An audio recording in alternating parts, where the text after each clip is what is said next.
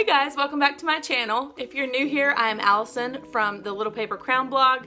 Today I wanted to show you an inside peek into the pages of Cottage Press Language Lessons for Children Primer 1. I talked about this curriculum on my blog a couple weeks ago and I'll link that below. But for those of you that are more visual and maybe want to see an inside look at what's involved and what's included in each of the books, I thought I'd just share that with you today. So if you would like to see that, just keep watching this video. Alright, so I wanted to show you inside the Primer 1 series. This is for grades 2 or 3 depending on the level of your child. I could also see you using this for multiple ages that you're teaching at the same time, because you would have one teaching helps book and then each kid would have their own workbook. So there's a number of ways you could use this depending on the age and level of your child. So the intent of the teaching helps book is just what it implies.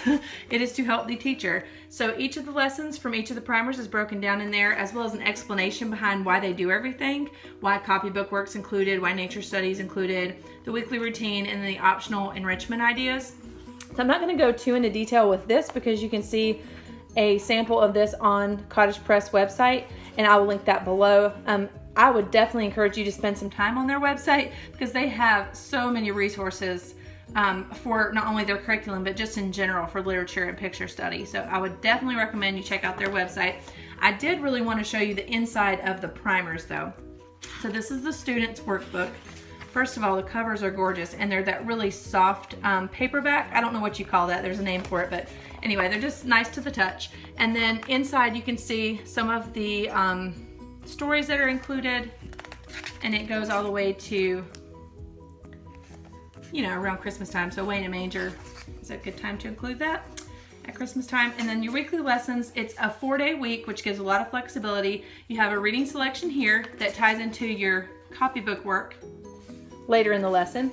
And then you have additional stories with vocabulary to sort of preview, and then a place to narrate or draw the story. And a lot of the extra reading comes from the Aesop for Children, and in one of the later primers, The Adventures of Danny Meadow Mouse. I actually own both of these already. I found them at a used bookstore. So since I own them already, this seemed like this curriculum was going to be a perfect fit for the kind of literature that I like to read with my kids. And there's another book too. I think it's called 30 Famous Stories Retold. I will correct myself below if I'm wrong. And it goes with one of the other primers in the middle. So you can see how it's pretty simple. She also has these on PDF linked on the Cottage Press website. Kathy White's that designed this curriculum. She has lots of links on the Cottage Press website for free if you read things on a device. I'm not a device person. I like physical books. But if you do read things on a device, all of that's for free on the website. There's links to it.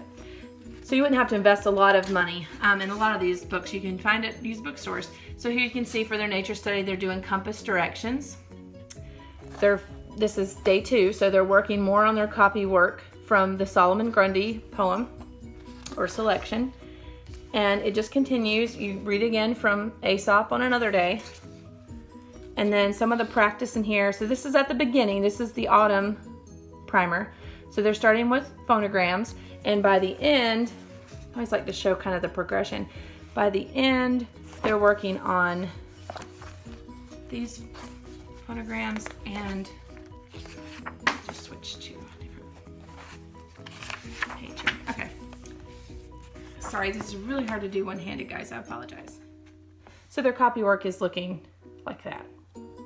So not overwhelming, but more than what they started with. And then when you move on to Primer 1 Winter, there's the different reading selections within. A lot of this has Winnie the Pooh in it and Bible selections, which I love. And then Peter Rabbit. And then I'm going to skip over here so you can see, excuse me, it wasn't 30, it was 50 Famous Stories Retold by James Baldwin. That was the other book, which I don't own yet, but I'm looking for. That would be your reading selection for the Primer 1 Winter. And you're going through again months of the year. This one includes moon phases, which I thought was really cool for the nature study. And some of the reading selections are in the teaching helps book. You just read them out loud. So it's really easy. All this is included. You don't have to go searching for lots of different things.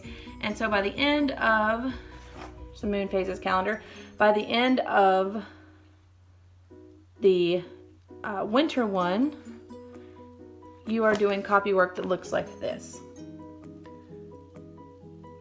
And I just think copybook work is such a nice organic way to teach grammar without having a lot of grammar drills and things that kids don't tend to remember. I prefer to teach grammar in context within a reading selection over just learning parts of speech. If I'm being honest, that's just my preferred method of teaching it. So you can see some of the stories in here, more from Peter Rabbit. This one is from Just So Stories. I think that's another one of the interesting reading selections she includes in here. So again, you have your poem. This is at the beginning of the spring one. So they're kind of wrapping up the year, the last 12 weeks of the year. They're not writing a ton at the beginning. I know that her goal here is not to burn a child or a teacher out. So all of this is very gentle, very calming way to learn things.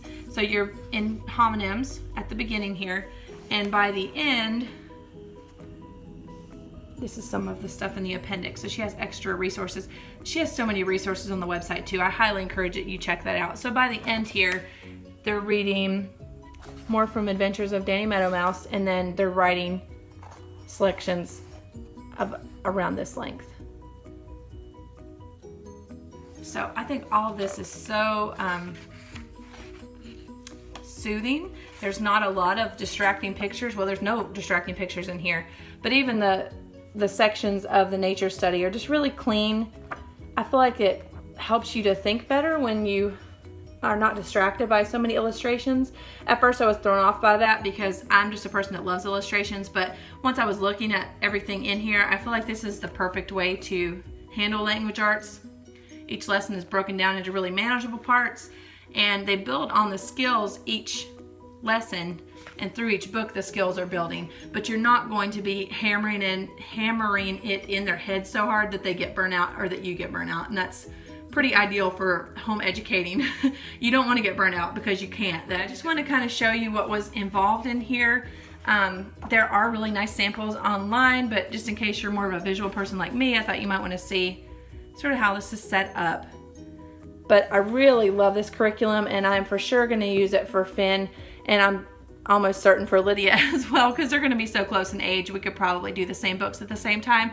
But I wanted to give you sort of a inside peek at it versus just some samples that you might see online. If you want to read more about it on my blog, I will link that below, and of course go to the Cottage Press website to learn more about all of their curriculums that they offer for all ages. This was just the earliest one that we would be using, so I wanted to give you a look inside of that. I hope you're having a fantastic week, and I will see you in my next video. Bye.